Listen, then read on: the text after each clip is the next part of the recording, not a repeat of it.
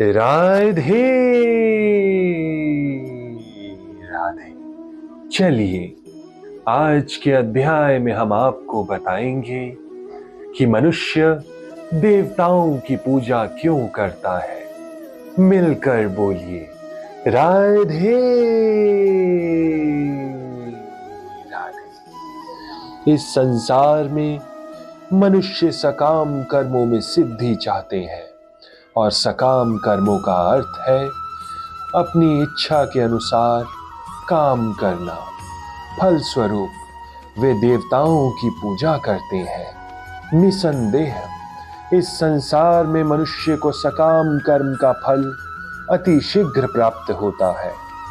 इस जगत के देवताओं के विषय में भ्रांत धारणा है और विद्वता का दंभ करने वाले अल्पज्ञ मनुष्य इन देवताओं को परमेश्वर के विभिन्न रूप मान बैठते हैं। वस्तुतः ये देवता ईश्वर के विभिन्न रूप नहीं होते, किंतु वे ईश्वर के विभिन्न अंश होते हैं। राधे राधे। ईश्वर तो एक है, किंतु अंश अनेक है।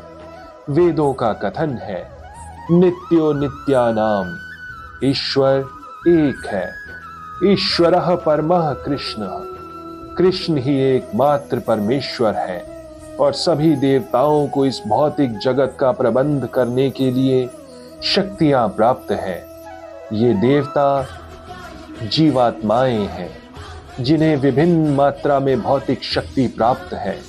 वे कभी परमेश्वर नारायण, विष्णु या कृष्ण के तुल्य नहीं हो सकते। जो व्यक्ति ईश्वर तथा देवताओं को एक स्तर पर सोचता है वो नास्तिक या पाखंडी कहलाता है। यहाँ तक कि ब्रह्मा तथा शिव जी जैसे बड़े बड़े देवता भी परमेश्वर की समता नहीं कर सकते।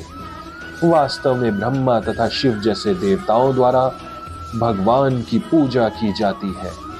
तो भी आश्चर्य की बात यह है कि अनेक मूर्ख लोग मनुष्य के नेताओं की पूजा करके उन्हें अवतार माना करते हैं। यह देवता पद इस संसार के शक्तिशाली मनुष्य या देवता के लिए आया है, लेकिन नारायण, विष्णु या कृष्ण जैसे शक्तिशाली मनुष्य या देवता इस संसार में हैं। वे भौतिक सृष्टि से परे रहने वाले हैं। निर्विशेषवादियों के अग्रणी श्रीपाद शंकराचार्य तक मानते हैं कि नारायण या कृष्ण इस भौतिक सृष्टि से परे हैं। फिर भी मूर्ख लोग देवताओं की पूजा करते हैं क्योंकि वे तत्काल फल चाहते हैं। उन्हें फल मिलता भी है, किंतु वे ये नहीं जानते कि ऐसे फल क्षणिक होते हैं और अल्पज्ञ मनुष्यों के लिए हैं। बुद्धिमान व्यक्ति कृष्ण भावनामृत में स्थित रहता है। उसे किसी तत्काल क्षणिक लाभ के लिए किसी देवता की पूजा करने की आवश्यकता नहीं रहती। इस संसार के देवता तथा उनके पूजक इस संसार के संहार के साथ साथ ही विनष्ट हो जाएंगे। देवताओं के वरदान भी भौतिक तथा क्षणिक होते हैं। ये भौतिक संसार तथा इसके निवासी, जिनमें देवता तथा उनके पूजक भी सम्मिलित हैं, विराट सागर में बुलबुलों के समान है। किंतु इस संसार में मानव समाज क्षणिक वस्तुओं यथा संपत्ति, परिवार तथा भोग की सामग्री के पीछे पागल रहता है। ऐसे क्षणिक वस्तुओं को प्राप्त करने के लिए लोग देवताओं की या मानव समाज के शक्तिशाली व्यक्तियों की पूजा करते हैं।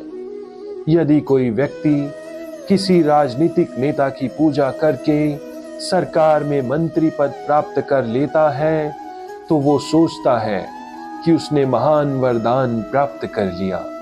इसीलिए सभी व्यक्ति तथाकथित नेताओं को साष्टांग प्रणाम करते हैं, जिससे वे क्षणिक वरदान प्राप्त कर सके और सचमुच उन्हें ऐसी वस्तुएं मिल भी जाती हैं।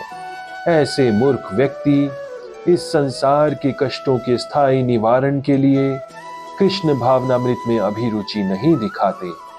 वे सभी इंद्रिय भोग के पीछे दीवाने रहते हैं और थोड़े से सुख से इंद्रिय सुख के लिए वे शक्ति प्रदत्त जीवों की पूजा करते हैं जिन्हें हम देवता कहते हैं।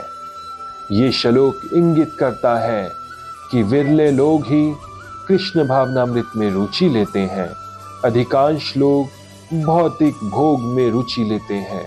फलस्वरूप वे किसी न किसी शक्तिशाली व्यक्ति की पूजा करते हैं।